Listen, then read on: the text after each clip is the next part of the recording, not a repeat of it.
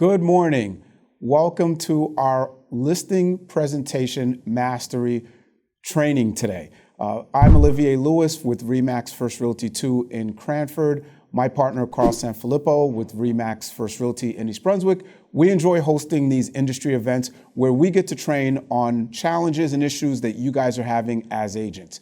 So today we will be talking about how to master your listing presentation.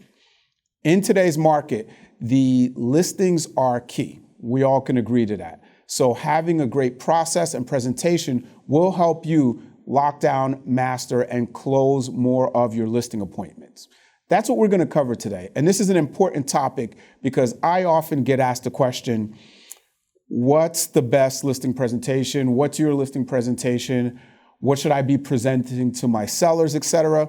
And I got to say, with aging myself, when I started in the business, PowerPoints and these big elaborate presentations, these company brochures with pages and pages and pages of what the company had to offer and who the company was, that was the way. But today, I do not believe that sellers want to be presented to in that format. I don't think that they want to sit there for a 30, 40 slide PowerPoint and be talked to. I believe that they want to interact with you. They want their needs met. They want their questions answered and not listen to you brag about everything that you've done and your company's done in a 40-minute to an hour presentation. So we're going to cover more of the process as your presentation versus just a basic PowerPoint.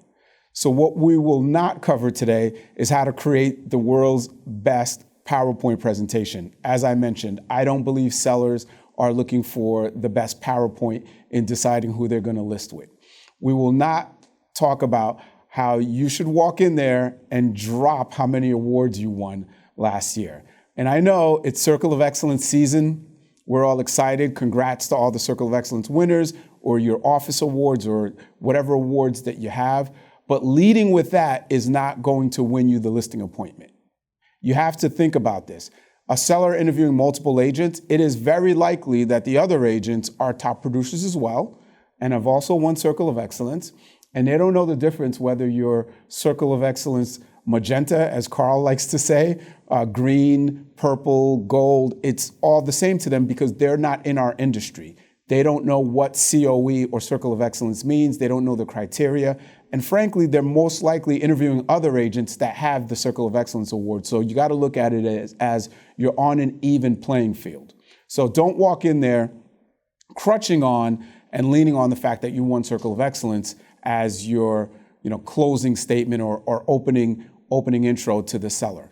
We're not going to talk about how to slide 3 pieces of MLS printed out papers across the table and say, Mrs. Seller, your home is worth X because of this, and slide it across. And I know, again, as a default, we've been taught to do that, bring 3 comparables, and that's how you present value. But it doesn't show your marketing.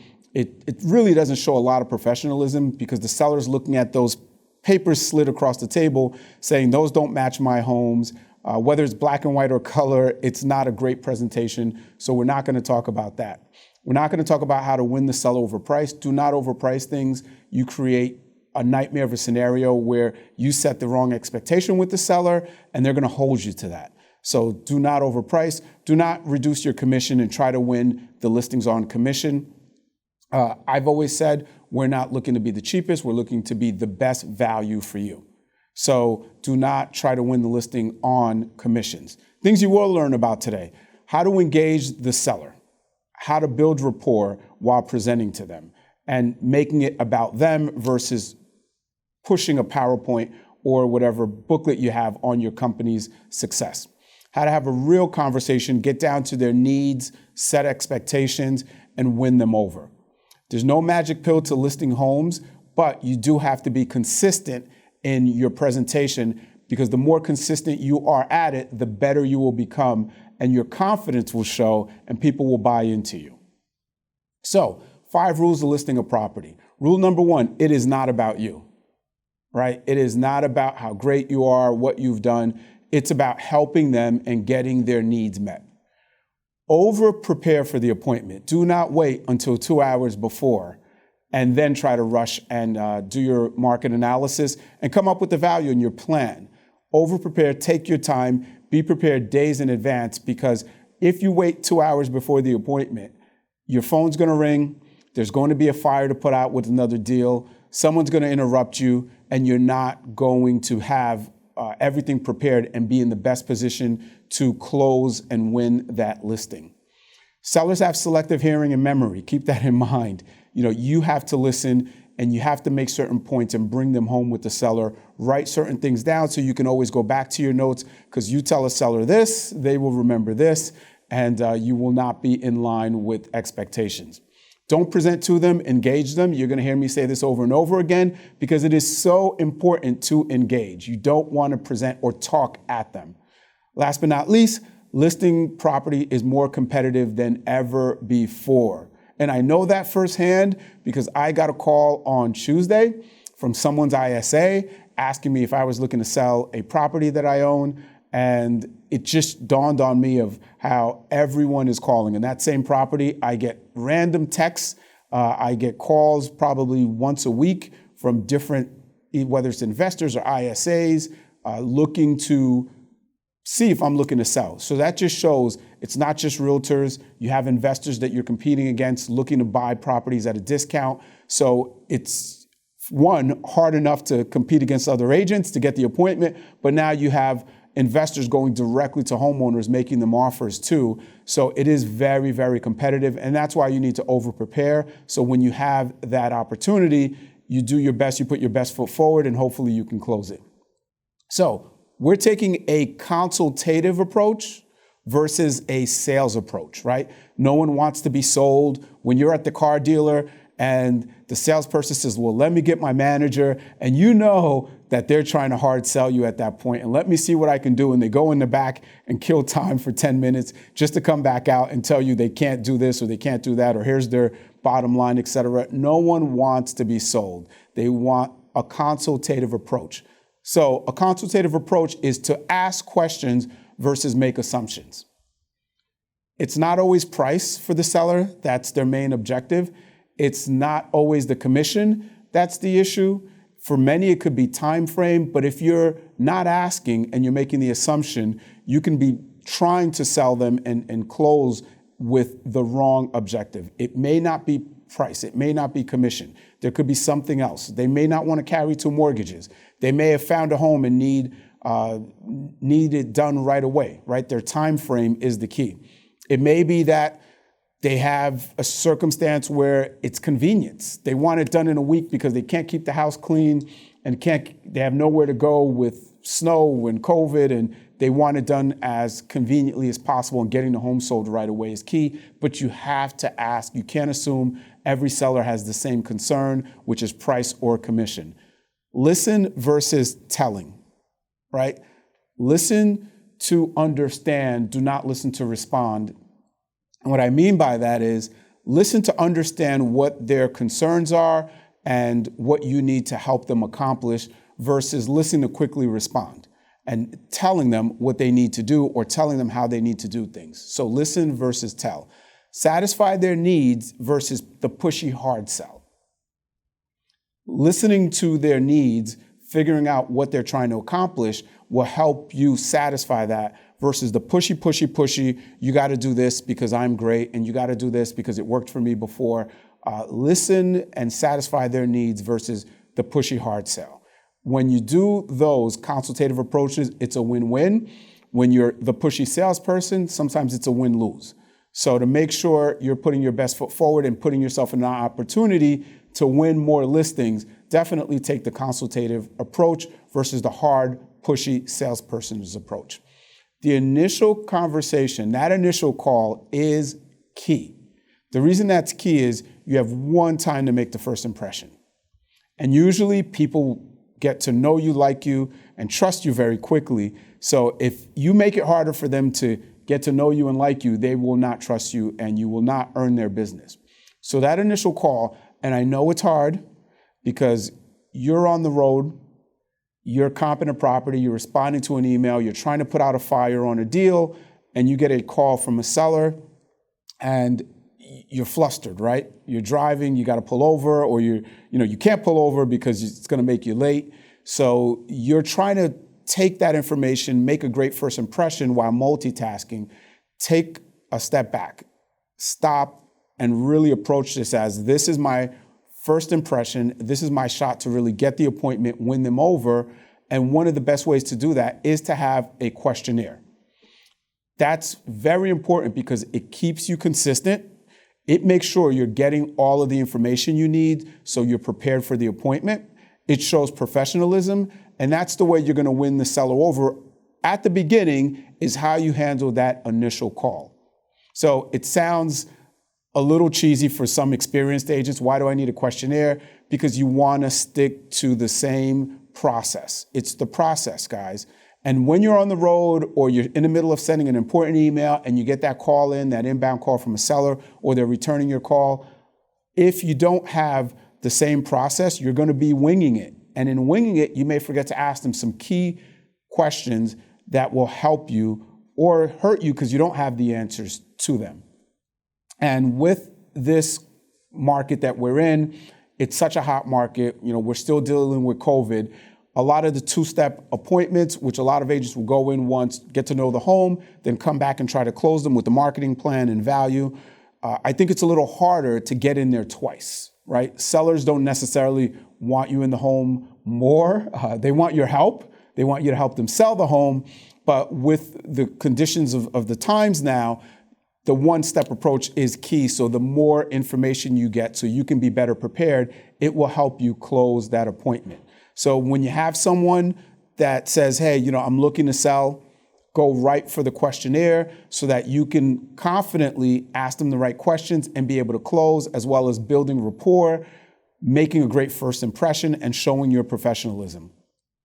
It makes it very easy once you have the questions to gather all the information and go to the appointment with confidence that you have everything you need and your comp should be spot on. So a lot of agents print this out. They keep it in a very colorful piece of paper. That way it's easy to find. A lot of agents keep it on their phone, save it as a photo, save it as a PDF. They have it in their notes. So no matter where you are on the road, you pull over, you have the questions, and you can ask those questions and stick to the process that works. So remember, it's just a questionnaire. It is not a script, and I haven't said that because you don't want to sound scripted. You don't want to sound like you're reading off. They're questions. You have to make it flow, and don't feel forced that way. I can't let you off the phone. I have 8 more questions for you. Do not approach the seller that way, right? You're trying to gather information so you can be more prepared. Don't make it sound like a script. Just have them there as guiding points to what you need to cover and what you need to get so that you can be prepared when you do meet them. Here's a sample of a pre-listing questionnaire. And this is going to start with some of the basics. And this has happened to me. I'm going to say that it's probably happened to many of you out there as well, that someone calls, you're excited, hey, I'm looking to sell my home, John Doe referred me, and you're like, great. And they tell you their name. 10, 12 minutes later, through the conversation, you have all this information, beds, baths, etc. You forget their name. Right? It's happened to me, and I learned. So in the questionnaire, as basic as it sounds, start with the basics. Their name, the address. Yeah, you can go to tax records. I've had to dig them up via tax records, but sometimes it's the spouse who's not on the tax record, so that doesn't show up. But take the basics down, take a second, take a deep breath. It allows you to sound present, right? They're not hearing the clicker of your car blinker. They're not hearing you typing away. Take a second, get this information. You're going to be 100% present. Your process will flow smoothly, and the sellers will be very impressed by your professionalism. So some of the questions are, and I'm not going to go through them all, but some of the important ones are you planning to stay in the area?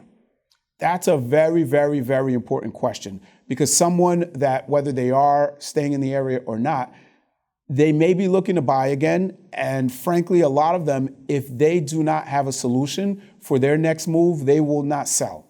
And that could be the delay of you getting the listing today or getting the listing in 6 months or a year. You have to look to solve their problems. And this is why we say, ask a lot of questions and don't assume. And if you don't help them solve that problem of relocating where they're going to be moving to, it's going to delay it. And ultimately, maybe they don't move. So if they are looking to stay in the area, great, get some information about that. Get them excited about that. I'm pretty sure they're going to be more excited about finding their next home than the CMA and commission they're going to pay on their current home, right? So get them excited about that. Take some information down on what they're looking to buy, where they're looking to buy.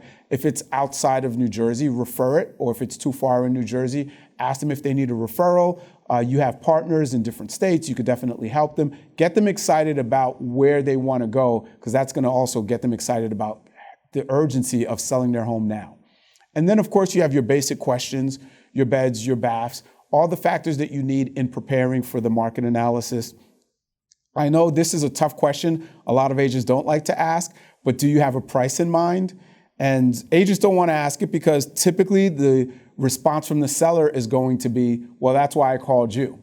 Great, I just wanted to see if you had a price in mind, but I will cover that when I get there.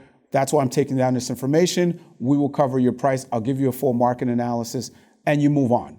But the ones that do give you a price, it gives you an idea of where they're at. If they're realistic, if they're not realistic, if you have to spend a lot of time on pricing, if they're spot on, that's great. And those are some of the key questions to ask. Are you going to interview other realtors? You want to know that because, of course, you're going to cater your conversation differently if they are interviewing other realtors. And you don't ask that to go bash someone else, guys, but you're asking that to know how you need to present and if you do need to create urgency and go well above and beyond and try to close it that night or have a follow-up plan to them interviewing other realtors. So ask those tough questions up front. Most of the time, they're going to be answered, and it helps you better prepare for the appointment. So the order of things. Obviously, make that great first impression when the seller calls. Take your time, take a step back, pause, stop what you're doing. Do not multitask. Give them your undivided attention because it will translate on the other line and you will make a better first impression. We are strong advocates for sending a pre-listing package. This is your brag book. This is your resume. This is all the homes you've sold. This is the pages and pages of the years that you've won your Circle of Excellence Award, right? This is all about you and your company and what you offer, samples of your marketing. It's all that stuff that's going to separate you from the other agents because they're going to see your professionalism, because you've gone above and beyond, because they now know who you are and they're going to say, wow, the two other agents I have appointments with, I didn't get anything from them ahead of time. I like the fact that this person's paying attention to detail. I like the fact that this person's going above and beyond. I see that they've won all these Circle of Excellence awards, et cetera. I see that they've been successful in selling many homes. So now that's your brag book. That's how you make it about you a little bit so they understand your success. And the night of the appointment, it's all about them satisfying their needs and helping them. Do your homework at least 24 hours in advance. Again, as I mentioned before, do not wait 2 hours before. I've been guilty of it in the past, and you're rushed and you're not as prepared, and something will come up that you're going to kick yourself and say, if I had more time, or if I would have done a little more research, I would have been able to answer that a lot better. So do it 24 hours in advance. And I've gotten this from agents. Well, sometimes they reschedule or cancel, and I just want to wait until I know it's definitely confirmed. Go in thinking that it's going to be a confirmed appointment. Worst case scenario, if they reschedule or cancel, you can still send them what you have prepared. You can still cover it with them in different formats, but do your homework 24 hours in advance at least so that you're not rushed and you're going to deliver a very good process and presentation. Arrive and tour the home first, of course. You need to look at the home before you sit down and talk numbers. And we do know a lot of sellers are like, great, you're here. What's the price and what's the commission? But of course, tour the home first so you understand it and you can reference some of the things you've seen, and that helps you with pricing it as well. Begin the conversation, right? After you tour the home, ask to sit down. Do not just plop yourself down. Do not just throw your stuff down wherever you feel comfortable. Ask them for the best place to sit down and really cover everything, and then you begin the conversation. You want to determine their motivation. As I mentioned in the previous slide, if you cannot solve their problem as well as where they're looking to go to, or you don't understand what their motivation is, it's going to be harder to sell their home and win them over for the listing or create urgency to get them to do it now versus whenever they think that they should list a home, right? So you have to determine their motivation, you have to uncover the important issues, and you have to prioritize what's important to them. It's not always commission, it's not always price. There's a lot of other factors in selling a home, and everyone's priorities and needs are not the same. Talk about your marketing plan then. Right? I like to have the one-on-one conversation about their needs, about their motivation, about any questions they have, any concerns that they have before we get into marketing. You want to spend the most time on that so you understand how you can help them and you can deliver solutions to what their concerns are, and you can deliver a process to how you're going to market their home once you understand their needs. You talk about the marketing. I like to say, once I'm done with my marketing, Mr. and Mrs. Seller, based on the marketing I just presented to you and my process, do you think I could successfully sell your home?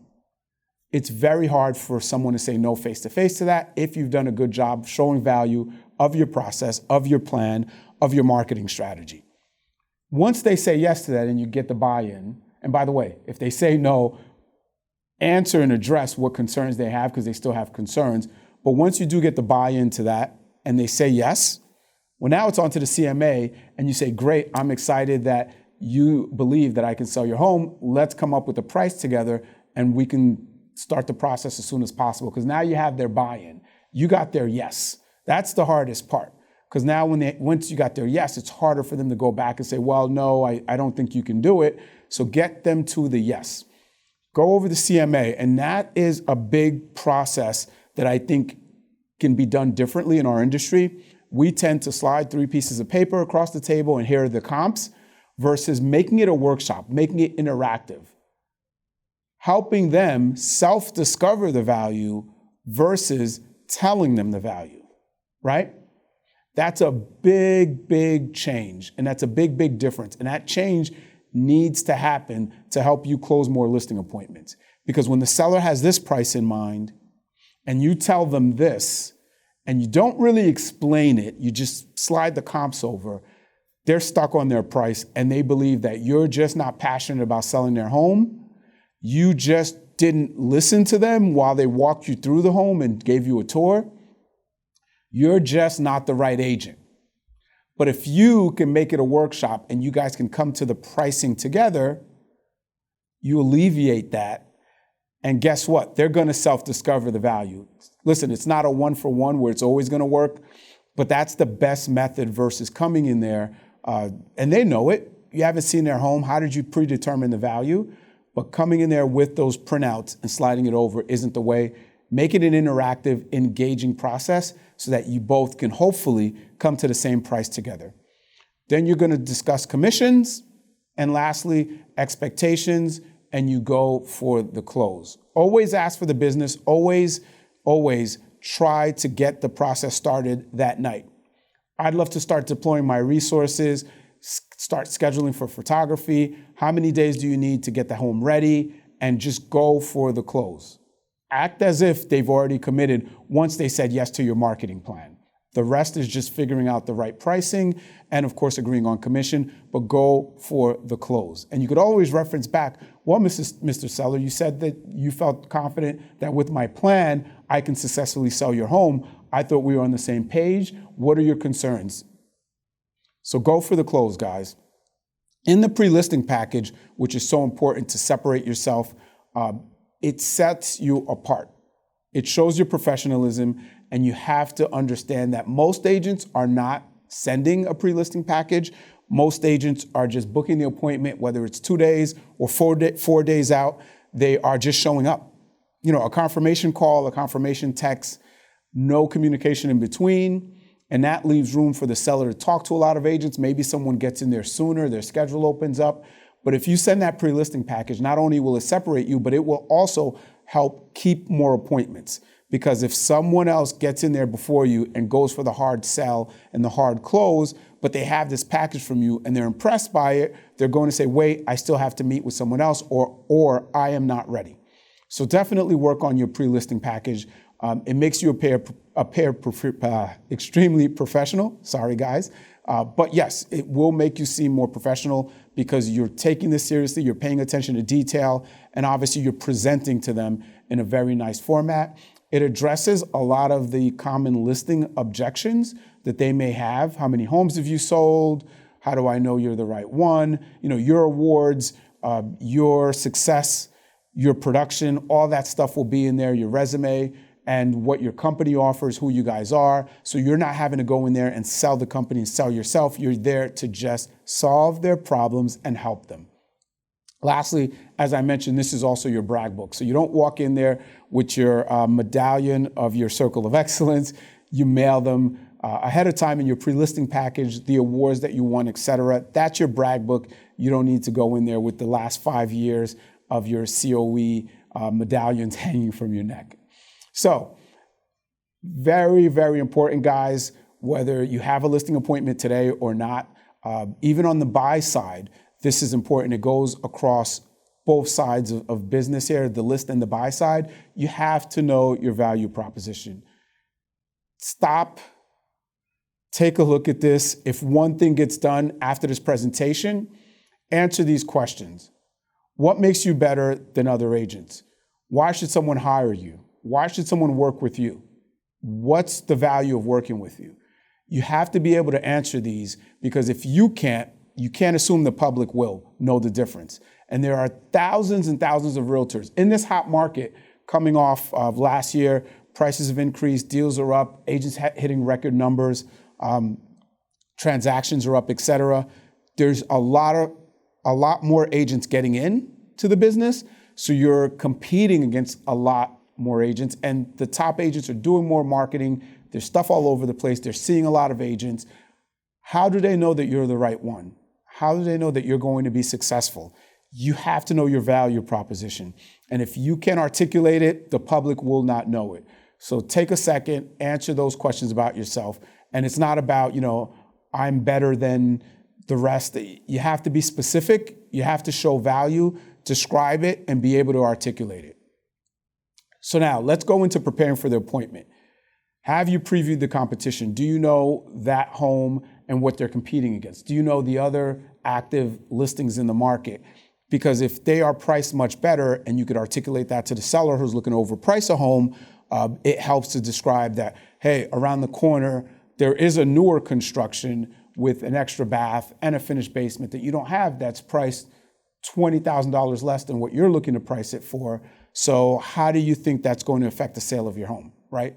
Don't just look at the solds, get familiar with what's active on the market. Sellers typically have access to more of what's active, so they know the inventory. They can relate to that versus talking about some of the solds that sold a mile away or not in their immediate area where they knew that home. So preview the competition, whether you're doing it online or if you happen to go to a broker's open, et cetera. Just know the competition.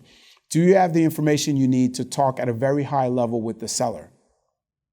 That is very important. And your high level as an agent talking about the marketing and IDX is not really the seller's. So think about that. Put yourself in the seller's shoes. What do they know about the market? What do they know about the homes that have sold in the area? What are they looking at that's important to them? And try to relate and be prepared for that. And a lot of times what's high level for a seller is a home that sold 8 to 10 months ago that's on their block, and agents tend to look at the last 6 months because we do follow the process that appraisers do. But for sellers, they were in that home 10 months ago, or they went to the open house there and they know that home and they know that theirs, or they believe that theirs is a much better home. If you don't over prepare, as I mentioned, and you're not ready to have those kind of conversations about homes that sold 10 months, 12 months ago, but they're on their immediate block or it's the street right behind, that's something a seller's kind of expecting. It's happened to me where, I pull the right comps, spot on my numbers, but the seller brings up and harps on a home that sold 11 months ago that I didn't look at because I was so concerned about what's high level to me, which is like nailing the accurate comps. But put yourself in the seller's shoes and be prepared to answer not just the comps, but what's been going on in the market, especially the hyperlocal, their street, because they've probably been in or know those homes well, and they're going to compare it. Have you rehearsed your dialogue? Visit the town websites. This is a simple thing that goes such a long way. Knowing what's going on in the town will help you because it gives you the sense that you're hyper-local. It makes the seller feel confident that you could sell their town because you know about everything, whether you live there or not. That is how you become the local expert in their eyes. When you could talk about the functions, the fairs, what's going on, and all the amenities that the town has to offer. Talk about trains. We know that there's a large percentage of New Yorkers moving into the central North Jersey market. So if you can't articulate the commute, they will understand that you may not be so local, you may not know it. But when you can say, hey, Mr. Seller, part of the reason why Cranford's a great town for you, you have many options for the buyers. Cranford's a great town for the next buyer. They have many options to commute to work in the city if they're commuting there, between the train, between the buses that go direct into New York. And that's obviously a key selling point. You're on the train line. Whatever town it is, get to know the amenities that the town offers. And you could easily find that on the town sites. And just visit the NJ Transit site to figure out what their commuting options are if they're commuting to New York, as we know that that's a big driver of who's buying these homes that will be commuters and coming from New York. Knowing your numbers, and is your information in a format that's seller-friendly, right? We tend to use our jargon and our terms, like we throw out MLS. MLS for a lot of people means Major League Soccer. It does not mean the multiple listing system. So make sure your communication is friendly to the seller and you're meeting them where they are. They don't use our terms. They do not know what the MLS is. It's Major League Soccer to many, not multiple listing service, because they're not in our industry. As I mentioned before, go back a full year for their neighborhood. Sellers know their neighborhood better than you because that's what they have to study. And they've gone into the homes, they've met the neighbors, they've popped in for different things. So they think that they can really value their homes based on their neighbors. Be prepared because they will really bring up what's happened in their neighborhood, not just the last 6 months, but they'll go back a year. So now that you're prepared, you've done your research ahead of time, you're ready to go, time to get your mindset right. Whatever it is, if you got to look in the mirror in the car, if you're leaving the office and you got to hit the punching bag, whatever it is, whatever your routine is, you got to set your mindset right. The seller's going to be very passionate about their price, and you as well need to be very passionate about your presentation in that you can help them. You are there to help them get to the next chapter. You're going to make it as smooth as possible. You will take care of everything, and it's going to be the best experience that they have.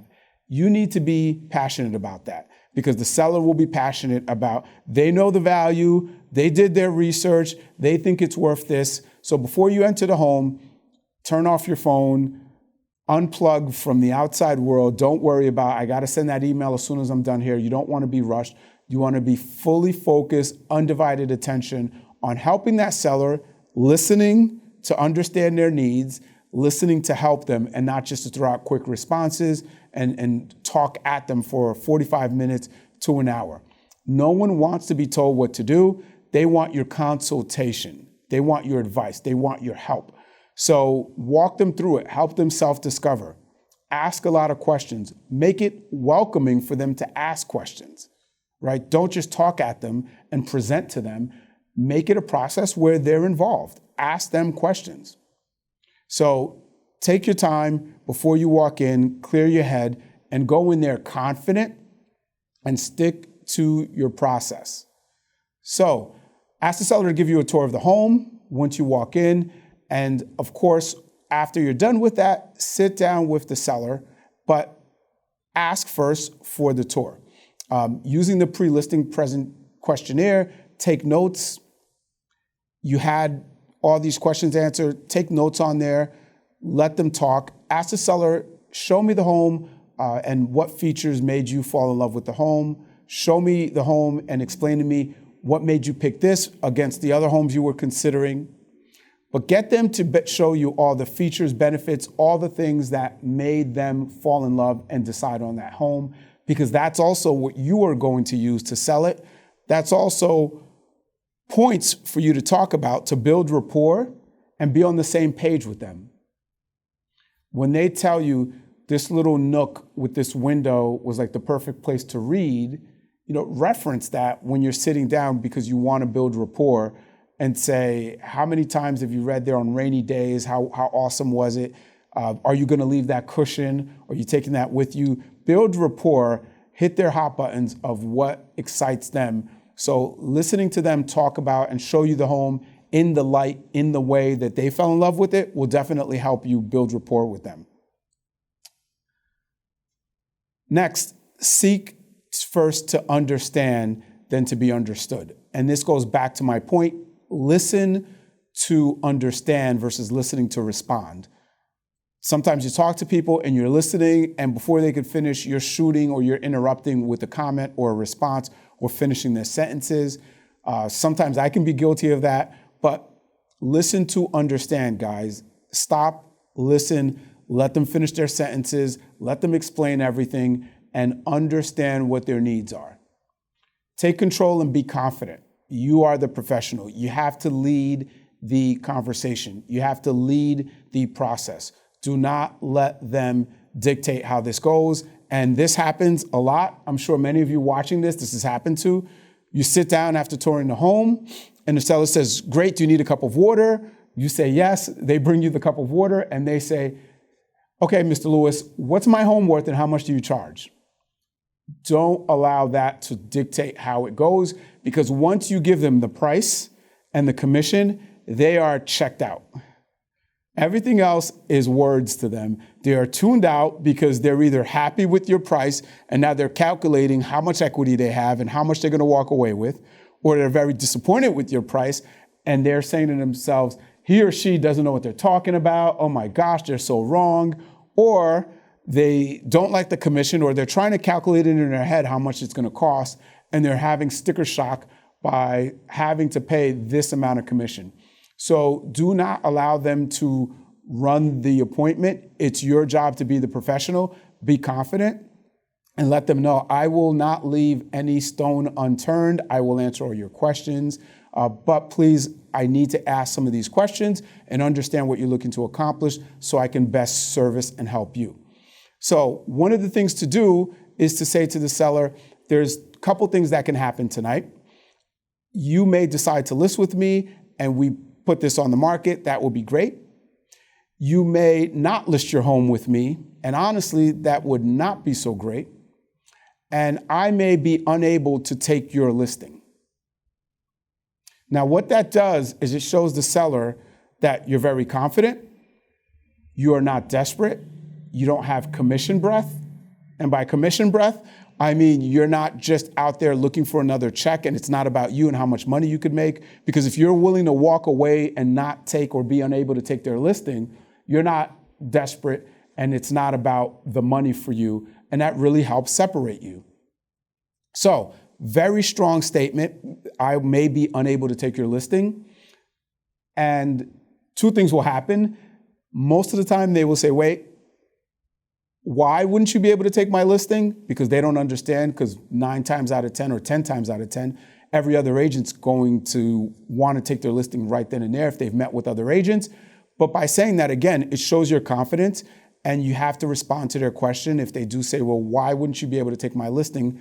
Mr. or Mrs. Seller, if you have a need or expectation that you have that I cannot meet, I may not be able to take your listing. Is that fair? Is that understandable? They're going to say, yeah. If they do not ask, definitely bring it up because you don't want to leave it open-ended. But say, now that may sound strange to you. Let me explain. If you have a need or an expectation as we sit here tonight that I cannot meet or exceed, I may be unable to take your listing. And they will respect that. So that will set the tone of what's going to happen tonight. So ask questions, and the presentation is not the PowerPoint, it's not your booklet on your company. It's really you and an interview of them getting to know you, going back and forth, asking questions, answering their questions, and making it about them. You've had time to send the pre-listing package to make it about you so that they can see how professional you are, all your awards, the company, the marketing, all that fun stuff. But the face-to-face is about them. So ask questions and go deep. What I mean by go deep is a lot of times we get these surface answers. Try to really get to the underlying concern, the underlying issue, anything that may prevent you from getting that listing that night. You have to answer and solve all of their problems. Do you think selling a home is hard or easy? If they say it's easy, you need to explain all the things that they don't know. If they say it's hard, obviously that's great because they're on the same page and you're going to explain all the things you're going to take care of for them. How long does it take, right? How long do you think it's going to take to sell your home? Some sellers, they found another home and they need to sell their home yesterday. Some sellers are building something new, so they have some time. But that will help you understand what's their mindset of time frame. Because a lot of times when you say time frame to them, they say 3 to 6 months, or they say 6 months to a year, or they say, I'm in no rush. When you get the I'm in no rush, it doesn't help you. It makes it very hard to understand and create urgency and help solve their problems. So that's why you want to ask, do you think it takes a long time? You want to understand what their thoughts are, what their understanding is of our process, so you can explain and hopefully create some urgency, set them up so that they are successful in meeting their timelines of when they need to sell and be out of the home. Do you think there's a lot or a little bit of negotiations that go into the home? They think it's just price. There's a lot more negotiations. As we know, you're negotiating home inspection stuff. You're sometimes negotiating with appraisers when they underappraise and you're trying to do an appeal. There's a lot more negotiations that you need to explain to them. So when they give you an answer, well, what does that mean for you? Right? Going deep to really uncover everything, really being able to help them and understand what they're looking to accomplish, what their needs are, and what you need to do to win that listing and help them the most. Peel back the onion, right? There's multiple layers to an onion. So just keep peeling back until you get to answer all their questions. They have no concerns.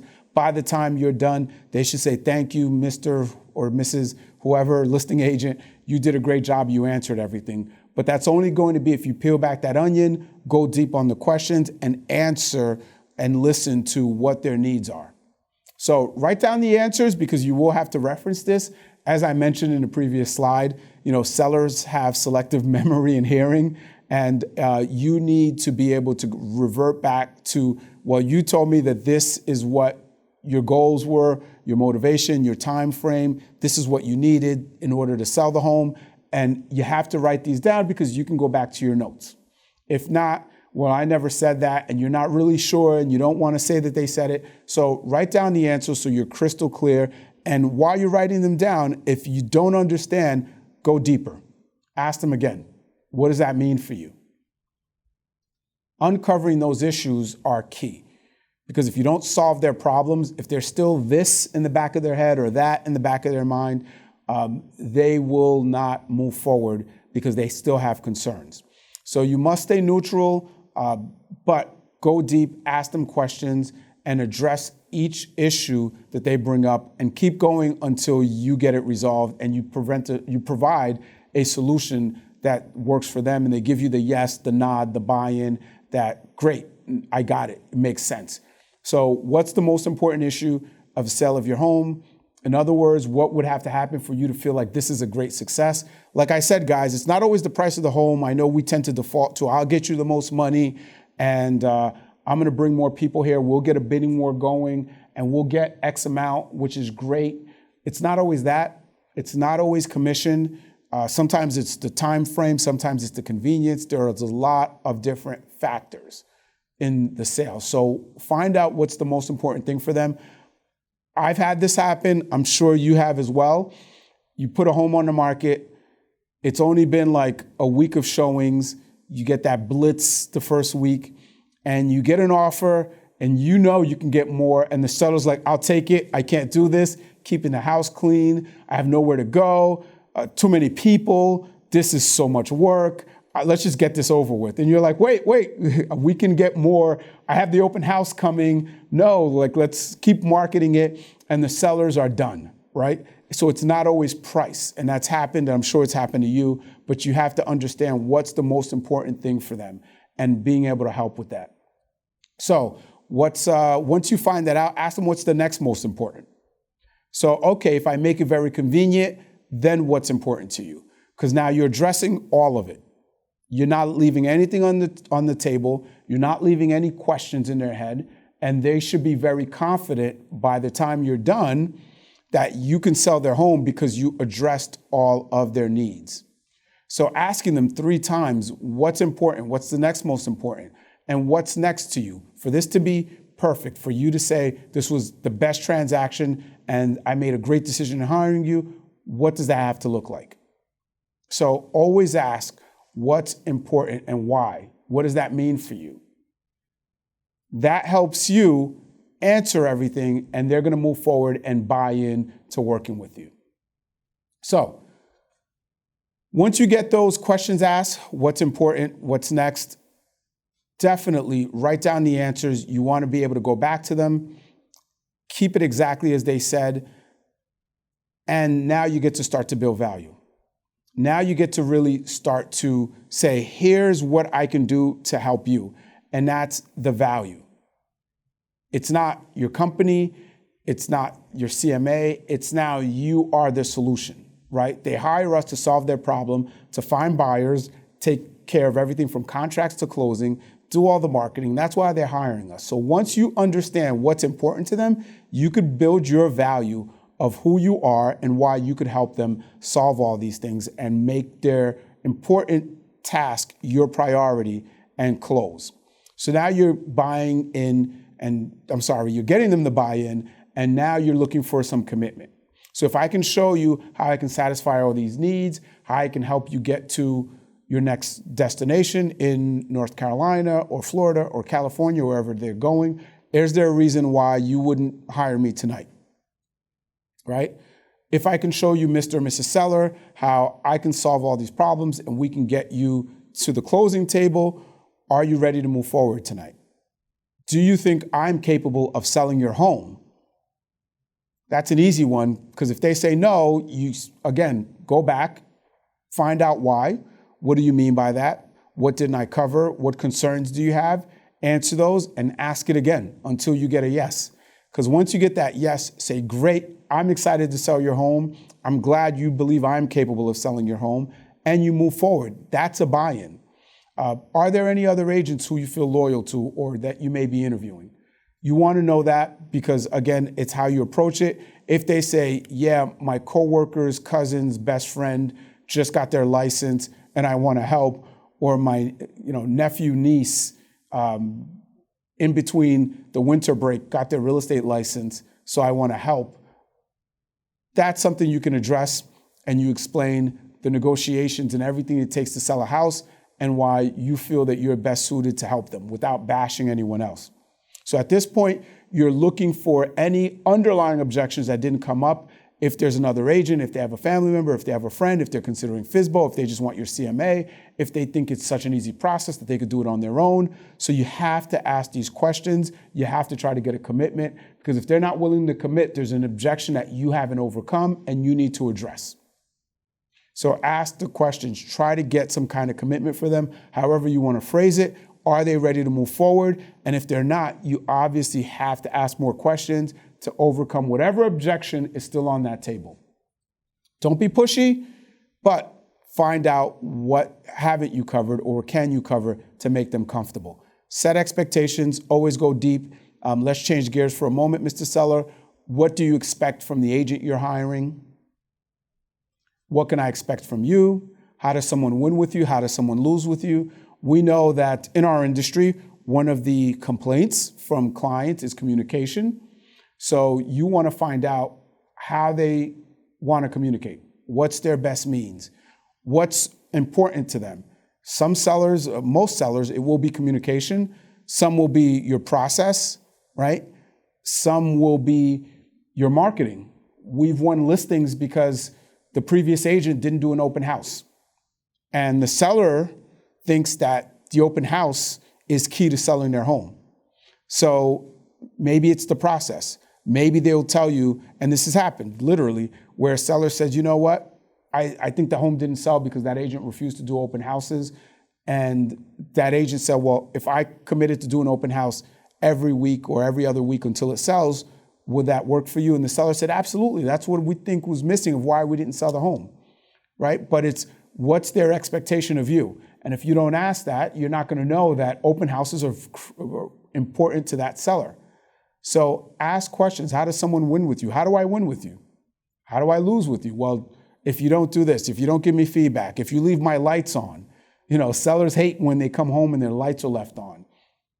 Those kind of things. If people don't wear booties, well, now you're going to have the sign out there.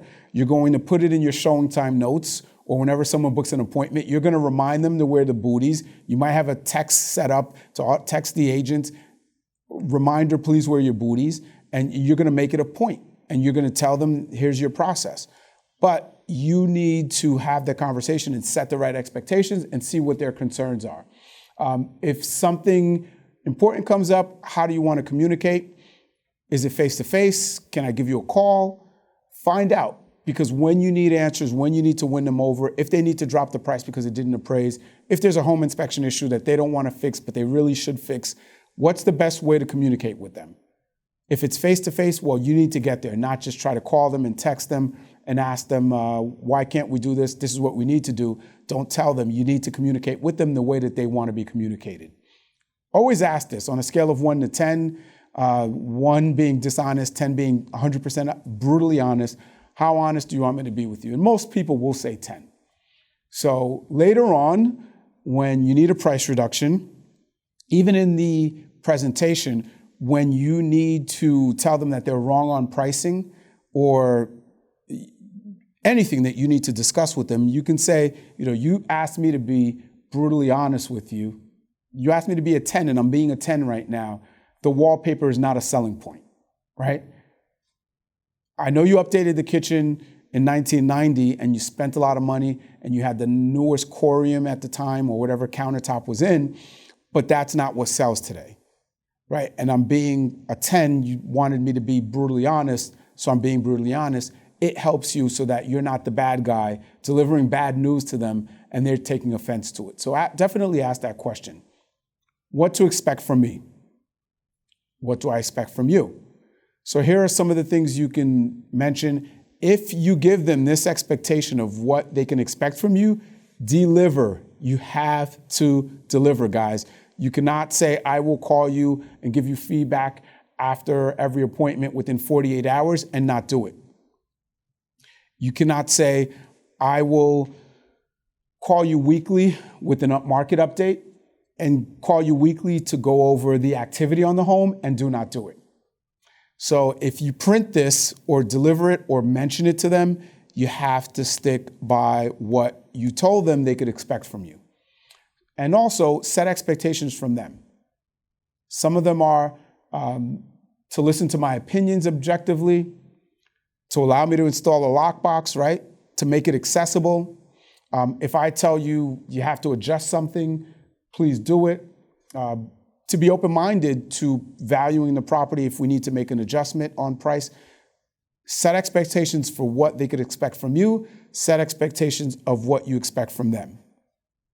Now, once you've set the expectations, you've answered all their concerns, now you get into the marketing. So there's 2 forms of marketing. This first slide will explain the obvious: to get as many qualified buyers into the home, to assist you in getting the highest dollar amount, most price for the home, the best price for the home, to communicate the results of my activities, to keep you updated of what's doing, what I'm doing, what's working, the marketing, give you examples, show you that I am working hard to sell your home. We're all doing that. To constantly look for better ways to get it out there, promote it, get more activity, drive more traffic to the home. So cover that with your marketing, have samples. If you have brochures that you used in the past, that really wows the seller. But the other side, which I think we could all improve on, and a lot of agents don't do. The other side to marketing your home is, other than me driving buyers here, and I'd love nothing more than to find the buyer for your home myself, is me driving other realtors here as well. Why? Because there are thousands of other realtors in this marketplace, and if they all had a buyer, we'd get thousands of buyers in here. So my job is not just to drive buyers in, but it's to cooperate and work with other realtors and get them here as well. Your marketing is not just to buyers, it's also to other realtors. And how do you market to realtors? Make the home accessible. Now you can explain, listen, within 2 hours notice, I know you live here, you got to put the dog out, or if they have kids, you got to get the kids ready, make beds, but we need to make it accessible for buyers coming from out of town and they drove in and they got disappointed after seeing 2 or 3 homes that they didn't like, and an agent calls about your home. Hopefully that day, within an hour or two, we should be able to squeeze them in, or the buyer goes back home, and maybe next week they're not looking at your home because they find some other ones online. Communicating with other realtors, that's part of my job, to make sure I not only allow them in and make it accessible with your help, but my part is to communicate with them. Leave it up to me. I will handle that. They will have all access to me. I have a great relationship with a lot of the agents in the area, so I will communicate to them. That's part of my marketing to realtors. And last but not least, we incentivize them with commission. They are salespeople. So part of it, the commission, which we'll discuss, is incentivizing the agents to want to push and sell your home versus any other home on the market. And that's a key one. Part of the reason you bring this whole thing up, that you're marketing to realtors, is this allows you to plant the seed that the commission is also a benefit to them because it incentivizes the other realtors to sell their home. Very, very, very important. That's the meat and potatoes of that part of the presentation, of explaining that you're marketing to buyers. Every agent's doing that, but you're also really focused on marketing to other realtors because X amount of homes get co-broked and are sold by our colleagues that are at different companies. Or my company or my office. But I need to make it accessible, communicate well to them, make them want to work with me, which I'll do. But on your part is also the commission. That's an incentive to incentivize salespeople to really be passionate about selling your home. So that plants the seed of commission helping them market their home. So when you do ask for 6%, it's not a sticker shock. So now that you kind of planted that seed, we're going to talk about how to present value. I don't want to go right into commission because if they hear that number and they start to do the math in their head, it sometimes distracts them and they tune you out because they're like, oh my gosh, he or she is too expensive. We go right into value. So Mr. or Mrs. Seller, I've prepared some comparables before coming to your home. But what I like to do now is make adjustments now that I've seen your home. And if you don't mind, I'd like your assistance so we can come to a value together. And this is the big game changer where you're not just sliding printouts. You're not just telling them your home is worth 400 grand because I came in and I had these printouts already ready and it's worth 400. Make this a workshop. Make it interactive.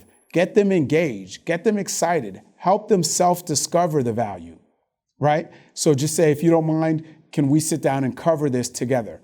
And have it pre-built, whether it's a CMA. All the MLSs we use have a CMA option to deliver a full-blown CMA that's multiple pages. Whether it's the RPR report or any other format that you're using, have it pre-built with your comps. You did your homework. Remember, you were prepared 24 hours or more in advance. But now you can make adjustments. And RPR is great for this. And all the MLSs are great for this, where you can say, it's inferior, it's superior to the other properties. RPR specifically, which I love, is the delivery method to walk them through this. You can say updated kitchen, not updated kitchen, needs a roof, needs a boiler, central air, these others don't. And you can make those adjustments. Well, this beautiful kitchen that you did in 1990, how much did you spend for it? $25,000. Great. And you put in the $25,000. You then put in the year and the time it was done. And RPR will come back to you and say, well, that $25,000 kitchen adds $8,500 value today. And in live time, it's not you. You're not the bad guy. The market, the data, RPR, or the CMA report is the one delivering the bad news to them. And it's a reality check because you're not just saying, it's dated. Oh yeah, that was updated 20 years ago, but that's not what's modern today. They're seeing that this algorithm and formula is calculating the values based on today's metrics of what it's worth for a kitchen that was done 20 or 30 years ago. So that's the better way to deliver the value. Help them self-discover. Okay, so the kitchen's worth $8,500. What about the bathroom? You put in the roof 2 years ago. How much did you spend on the roof? $10,000. Great. So you put that in, RPR gives it 10 or 9 or whatever, and now you're adjusting. And they're seeing all of the benefits. At the beginning, when you asked them to walk you through the home as if they were the buyer and what made them fall in love with the home, you're bringing up all those points, right? The high ceiling finished basement so your kids could play. Well, let's add the finished basement. How much did you spend on that? And now you're adding all their features. You're talking about all their features. They're connecting with you. You're building rapport because all the things they love about the home, you're bringing up and you're adding value to them. So there is no, you don't understand my home or you're not seeing the value because you're covering it all. And in this format, you're answering all their questions. They're seeing that you took notes, you're very professional, you're attentive, you see the value in their wallpaper.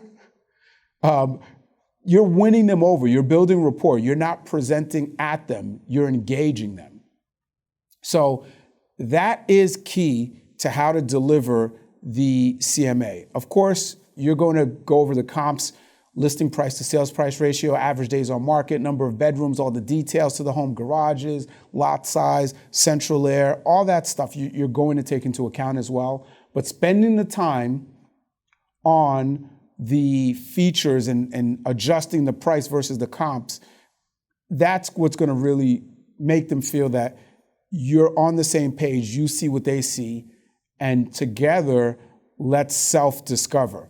So you cover all that, you cover the comps, you've adjusted it, and now you're going to review the summary.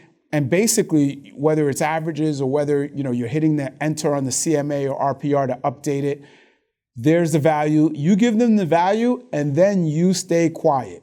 Whatever you can, don't say anything.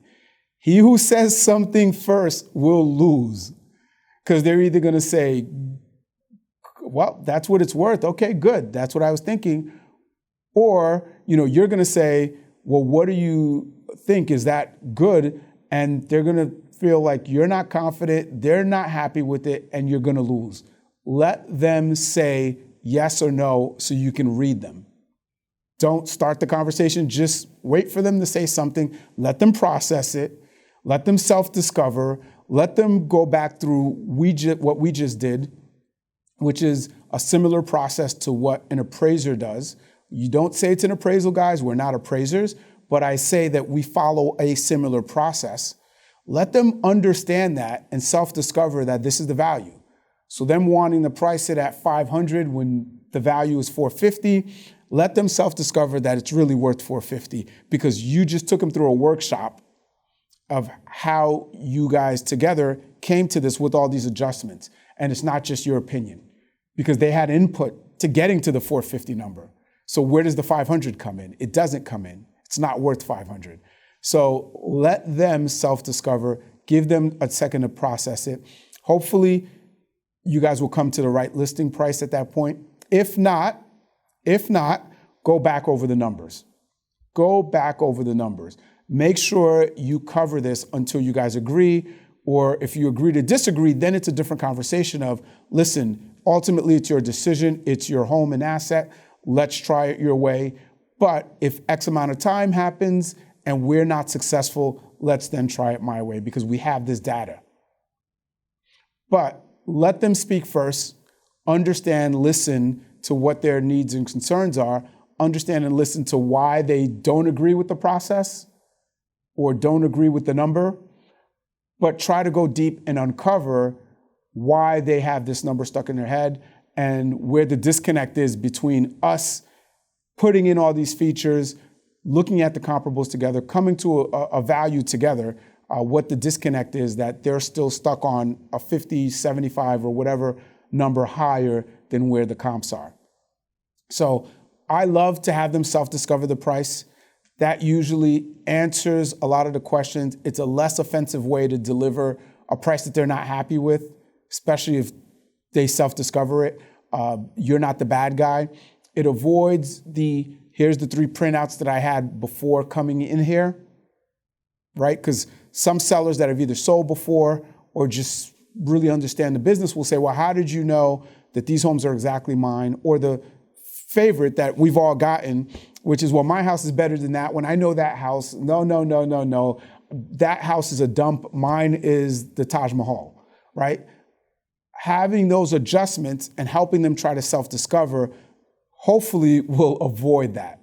It's more of a workshop, so it's the consultative versus the sales telling them, here's what your home's worth. It's together. We've come to this conclusion together. The numbers have led us here, and numbers don't lie. You can have those kind of conversations.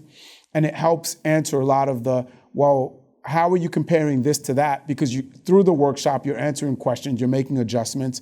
So I like the self-discovery approach versus telling the seller, your home is worth X because I have these printouts.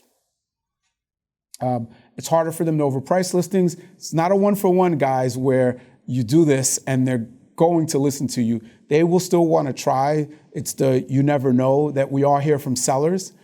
Yes, it's not a one-for-one, but this will help you and be a smoother process and is a better process than going in there telling them what their home is worth. And sometimes they take offense or feel like you do not see the value. You are not seeing all the great things about their home. So I like to have the CMA or RPR, however form you're going to deliver and leave it behind, have it all kind of printed and ready to go. But the page with the value, make sure you take that out, you leave it blank, don't put the value in. You guys together, once you agree on a price or where the starting price is, if there's still a disconnect, say, okay, what's your list price here? I'm going to put what I suggest and I will circle it. Hopefully we don't have to revisit this, but just so we have it, let's do that. If you guys come to a self-discovery that they're on the same page with you, write that number down or have them write it down, and it reinforces that this is their number and you're good to go, and you leave that with them. But have it ready. Some people do want it. If the spouse is not there or some other decision makers with the home, they have something to show them. And that seller will be able to articulate how they came to the price. That's also very important because the seller can say, well, we did this workshop and we made all these adjustments based on this and that's how we came to the price. Versus the other decision maker will say, well, how did you guys decide? Well, they said it's worth $450 because they gave me these printouts. So another reason to really reinforce it, sometimes you don't have both decision makers there or all decision makers there. So if they go through the workshop with you, they can better articulate how they came to value and reinforce that it's worth $450 versus overpricing it. Now it's time to have the favorite commission discussion. And again, guys, never have this discussion up front. If you discuss commission, if you discuss price, you are done. They will tune you out, start to calculate numbers. They got what you came here for, and they don't need you for anything else. They don't care about IDXs and marketing and websites. They want price and commission. So you leave that to the end after you get some buy-in. Because if you don't get the buy-in from them, commission and price doesn't matter, right? If they don't believe that you're capable and you're the best solution to help them sell the home, you could have the best commission structure, they're not going to buy into you.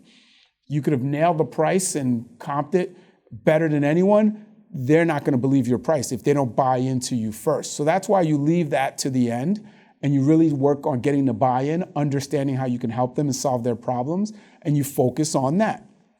So now that we covered everything, let's discuss commission. You have to be very confident in discussing commission. We charge blank percentage, Mr. Seller. And then you explain, it's only paid for after I bring you an acceptable offer that you agree to take. And we get to a successful closing.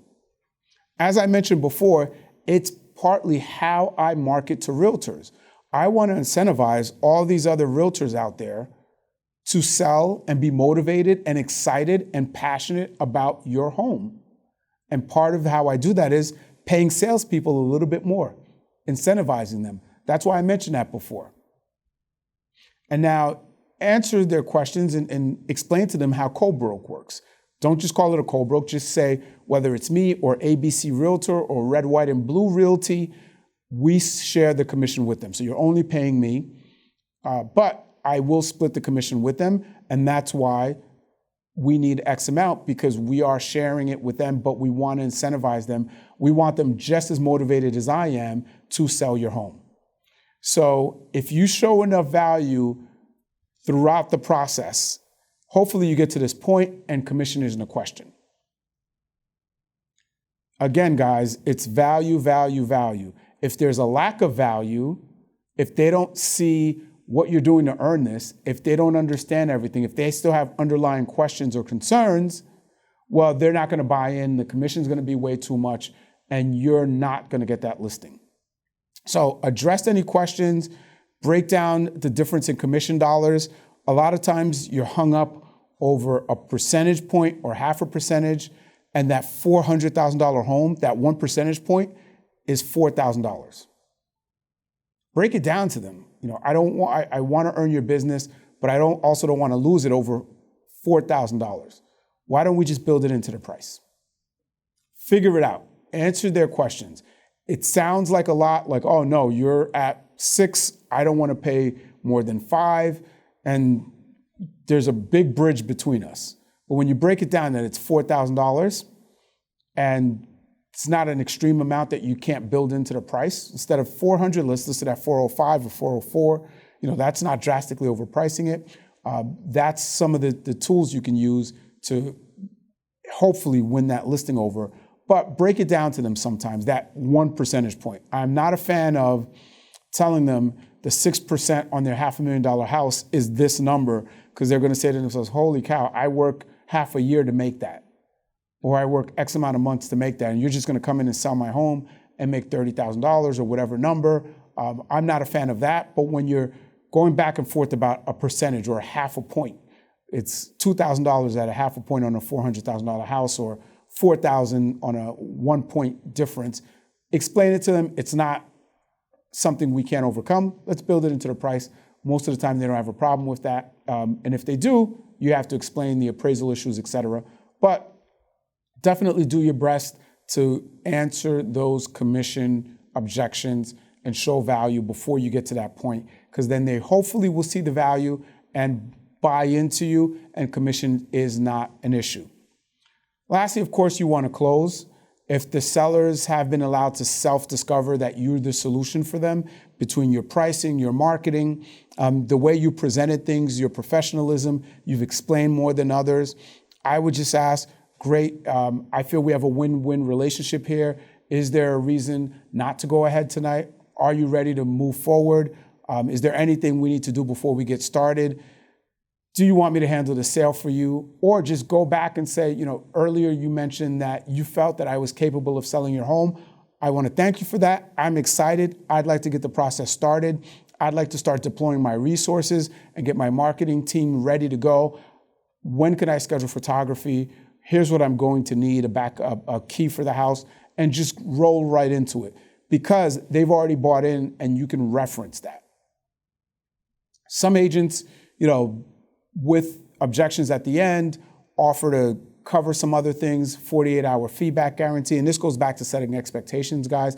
If you're going to do these things or say these things, you have to deliver. So if you want to cover some things, some objections that are common, you could have this in hand. Whether you pull them out or not, you don't have to use them. But there's a lot of different ways agents overcome the closing objections. Listen, I promise to communicate. If they mention communication was key, I'll call you within 48 hours after every showing, or at least provide you feedback, whether it's through showing time or email. Some agents say, listen, every week or every 2 weeks, we will talk about the activity. We'll talk about the market. We'll cover new comps. We'll make sure we're priced accordingly. Some people offer a cancellation guarantee. If you're not happy with my services, after 60 days, I will let you out.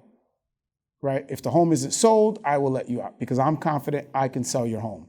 Now, in this market, I think that's a smart gamble if you need to do that, because most of the time the homes will absolutely sell right away, as long as they're priced right, accessible, everything's flying off the shelves because of lack of inventory, but it makes the seller feel confident that you're going to stand behind your word, because if not, you would not give them a cancellation guarantee.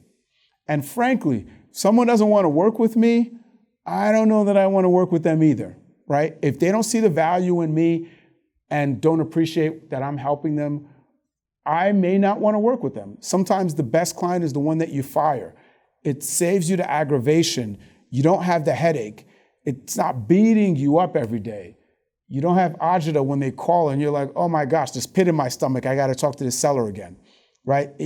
Sometimes those are the ones where you have to let them go because they're more of a headache and they're not worth the commission in your time.